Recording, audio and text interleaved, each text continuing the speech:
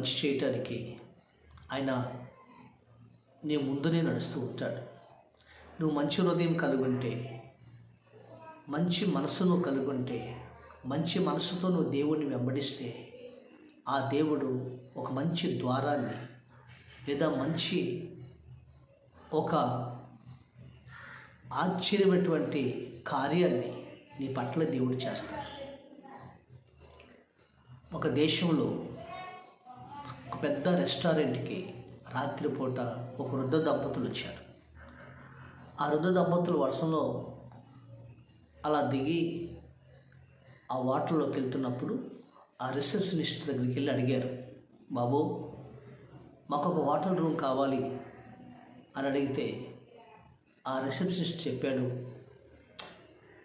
అయ్యా ఈ వాటర్లో ఒక్క రూమ్ కూడా ఖాళీ లేదు, అంతా కూడా పిల్లర్పు అయిపోయినాయి.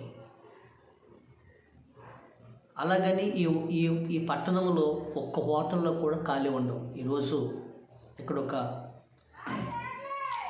పండుగ జరుగుతుంది.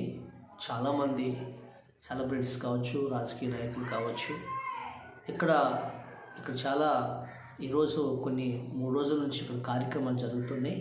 కాబట్టి ఈ ప్రాంతంలో ఎక్కడ కూడా హోటల్ ఖాళీ ఉండవయ్యా అన్నారు. పాపం ఇద్దరు వృద్ధ దంపతులు వర్షంలో తడిసిపోయి ఉన్నారు. అప్పుడు సూపర్వైజర్ రిసెప్షనిస్ట్ అన్నాడు, అయ్యా మీకు అభ్యంతరం లేకపోతే నా రూమ్ ఉంది, ఆ రూమ్ మీకు ఇస్తాను, మీరు ఈ రాత్రి ఆ రూమ్లో పడుకోండి, మీరు ఏమనుకోకపోతే అన్నారు. ఎందుకంటే వాళ్ళు అప్పుడు మరి ఏం చేసేది లేక ఆ రూమ్ అన్న దొరికిందని ఆ రాత్రి ఆ రిసెప్షనిస్ట్ రూమ్లో ఆ వృద్ధ దంపతులు భార్య భర్త ఇద్దరు కూడా ఆ రూమ్లో పడుకున్నారు. ఈయన కొంచెం వేడివేడిగా భోజనం తీసుకెళ్ళి పెట్టాడు. ఆ తల తోసుకుంటున్న తువాలు ఇచ్చాడు. వాళ్ళకి చక్కగా మరి భోజనం పెట్టి ఆ రాత్రి వాళ్ళకి ఆ రూమ్ ఇచ్చాడు.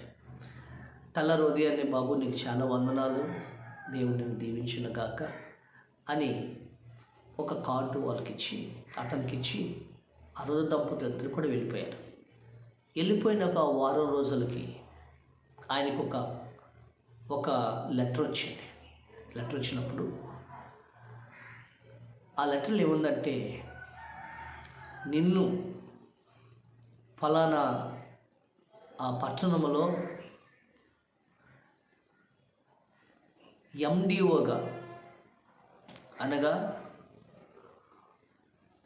ఇక పెద్ద రెస్టారెంట్కి నేను మేనేజింగ్ డైరెక్టర్గా నేను నియమిస్తున్నాను. కాబట్టి నీ కోసం ఒక గెస్ట్ హౌస్ బుక్ చేశాను, ఒక బంగళా తీశాను, నీవు ఉండటానికి అన్ని ఏర్పాటు చేశాను, నువ్వు రావాలని ఆ లెటర్లో లెటర్ వచ్చారు. నేను ఆశ్చర్యపోయాడు.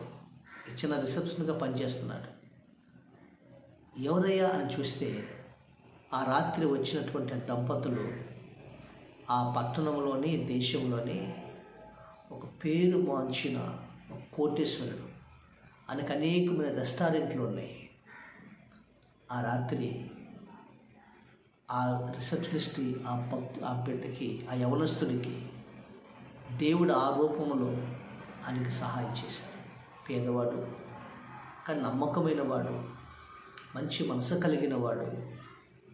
ఆ రాత్రి ఆ గదిలో అతని చోటు బట్టి దేవుడు అతనికి ఒక రెస్టారెంట్లో ఒక ఉన్నతమైన పొజిషన్లో అతను కూర్చోబెట్టాడు. క్రీస్తునందు ప్రియులారా, దేవుడు నిన్ను కూడా దీవిస్తాడు. దేవుడి సన్నిధిలో పూర్ణ మనసుతో, పూర్ణ ఆత్మతో, పూర్ణ బలముతో నువ్వు ఆయన అనుసరించు. ఇదే ప్రభు అంటున్నాడు.